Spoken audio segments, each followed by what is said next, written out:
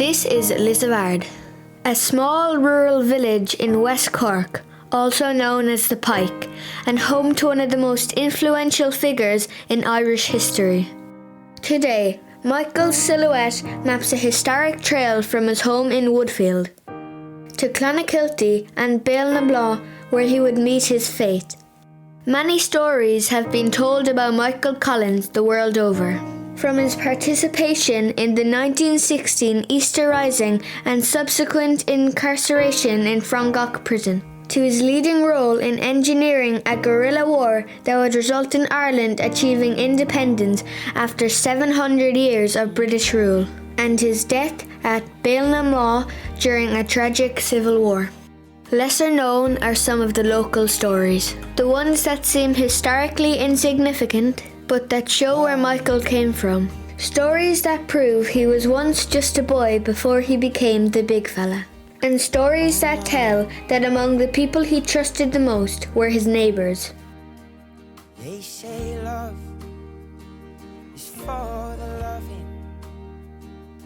Without love, Michael's mother, Marianne O'Brien, attended primary school at the Pike, a stone's throw from where Michael himself would go on to attend. The school was located on the main thoroughfare between Clonakilty and Rosscarbery. The estate of Lord Carbery, which still stands, was located just down the road in Castlefreak.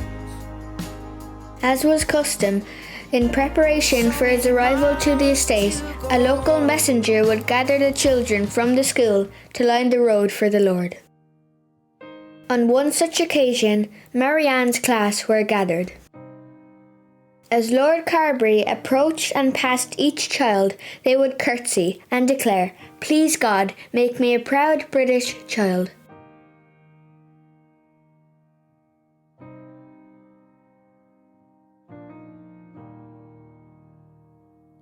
they say home is where the heart is, but my heart is wild and free. So am I homeless or just heartless? Did I start this? Did it start me?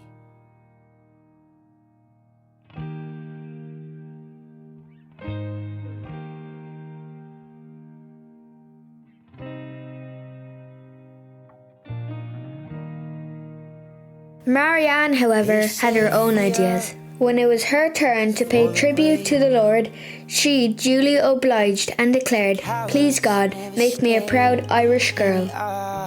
An act that no doubt drew a harsh punishment. No child of hers would lick their patriotic streak off the stones. As the old saying goes, Brishin an Dúchas Tríhula an Chuit. So many winding roads.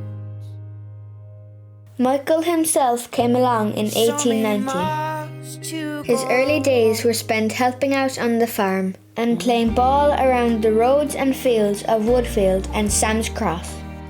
When he was still young, a relation came to visit and brought a camera, which caused a great stir. So the family made ready to have their portrait captured. In the meantime, the same relation called Michael over and placed a shilling in his hand. Michael was over the moon and turned on his heels to head for the shop. He was stopped in his tracks by his mother, who told him he would be going nowhere until after the photo was taken.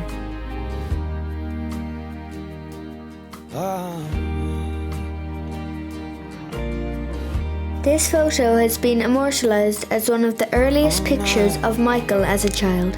But little do many people know that his sour face is that of a boy who feels like he has suffered a great injustice, and that the hand in his pocket is still clutching the silver coin as tight as can be.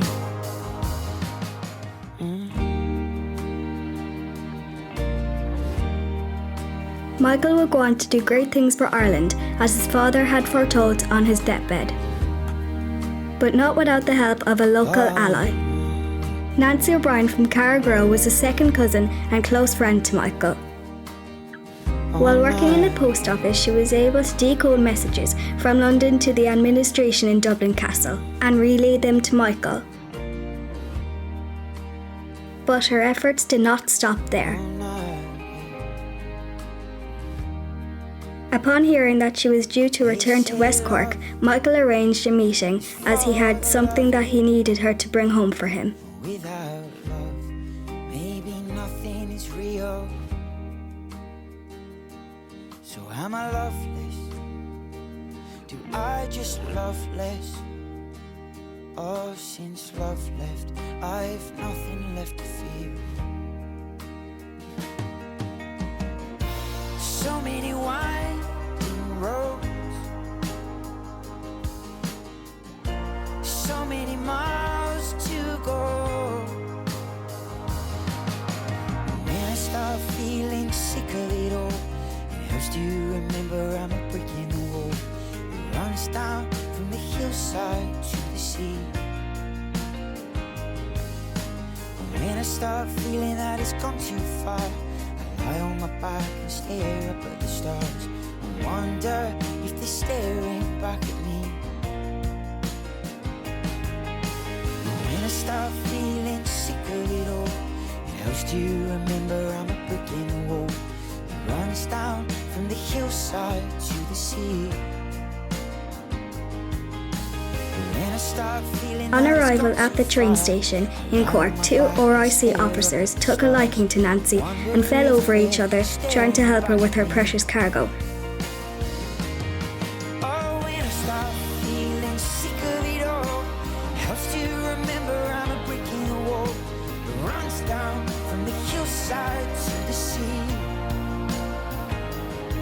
Yeah, when I start feeling that it's gone too far, I lie on my back and stare up at the stars. Wonder if they're staring back at me. Nancy was one of the countless numbers of volunteers who bravely risked their life for the cause.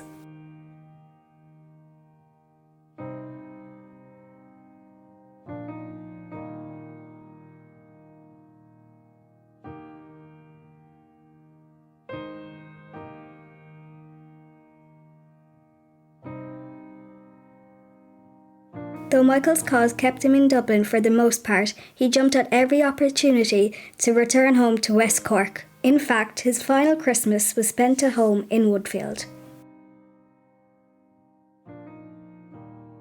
On Christmas Day, while the goose was cooking, Michael and his brother John set off up the hill to Carrigarrar. But my heart is wild and free. So am I homeless or just heartless? Did I start this? Did it start me? So many winding roads, so many miles to go. As he took in the view west beyond Rosscarbery and back to the Seven Heads and Kinsale, he marvelled at what a beautiful country we live in declaring, "I've seen more of my country from up here today than I have seen in all my life." In that moment, he must have felt reassured that the sacrifices that had been made were worthwhile. Michael may well have sensed that this Christmas might be his last, as was the case.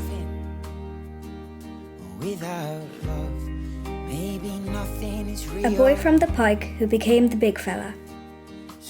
His footprints are still felt in Woodfield, Sam's Cross, Lisavaird National School,